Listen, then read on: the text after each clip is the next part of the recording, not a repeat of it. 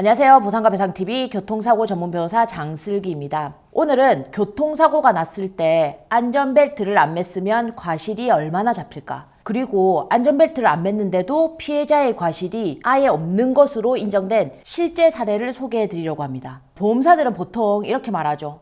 안전벨트 안 하셨네요. 그럼 과실 10%에서 20% 정도 보셔야 됩니다. 실제로도 안전벨트를 미착용하면 상해가 커질 위험이 있으니 과실이 잡히는 게 일반적입니다. 하지만 저희 사무실에서 최근에 진행한 사건 중에는 안전벨트를 안 맸음에도 과실이 0%로 인정된 사례가 있어서 어떻게 그게 가능했는지 명확하게 설명해 드리겠습니다. 30살을 간 넘긴 청년이 연말 모임을 마치고 귀가하기 위해서 택시를 탔습니다. 그런데 택시기사가 졸음운전을 하면서 조수석 쪽으로 가드레일을 들이받는 단독사고가 발생했고 보조석 뒤에 앉아있던 피해자는 안타깝게도 사망하였습니다. 이 청년은 부모님께 너무 살뜰하고 일도 열심히 하고 취미도 열심히 하는 삶에 열정이 많던 따뜻한 아들이었습니다. 사고가 난 날에도 엄마에게 주려고 유명한 빵집에서 빵을 샀고 사고 현장에서 유류품으로 그 빵 봉지가 그대로 발견되었습니다. 부모님은 아들과 마지막 인사조차 나누지 못한 채 한 해의 마지막 날을 영원한 이별의 날로 기억하게 되었습니다. 그런데 보험사는 뭐라고 했을까요? 피해자가 안전벨트 매지 않았으니 과실 20% 이상입니다. 과실 20%면 젊은 피해자 사망사고에서는 수천만 원에서 몇 억까지 줄어들기도 합니다.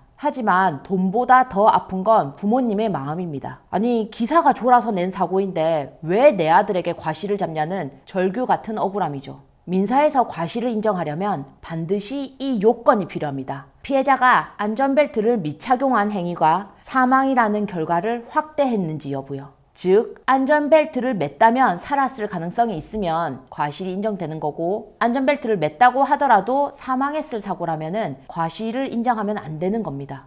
이 사고의 사망 원인은 흉부 파열이었습니다. 외부로 튕겨나가거나 머리가 부딪혀서 사망한 게 아니었습니다. 피해자의 아버님께 사고 후 차량 내부 사진을 받았고요. 정밀하게 분석했습니다. 그리고 의무기록과 이런 충돌 양상을 종합해서 법원에 주장을 했습니다. 피해자는 안전벨트를 착용했더라도 사망을 피할 수 없었다. 그 이유는 다음과 같습니다. 첫 번째, 택시가 조수석 쪽을 강하게 충돌했고요. 두 번째, 조수석 시트가 뒷자리 쪽으로 완전히 넘어갔으면서 세 번째, 충격으로 시트 자체는 파손이 되고 철제 프레임만 남은 상태에서 피해자 흉부를 직접 관통했습니다. 그래서 피해자는 흉부 파열로 사망한 것입니다. 안전벨트를 맸어도 몸은 고정되어 있었겠지만 조수석 철제 프레임이 그대로 피해자를 찌르게 되는 구조였기 때문에 안전벨트 착용 여부와 사망 사이에는 아무런 인과관계가 없었습니다. 이 부분을 저희가 의학적, 공학적 근거로 명확하게 입증해냈습니다.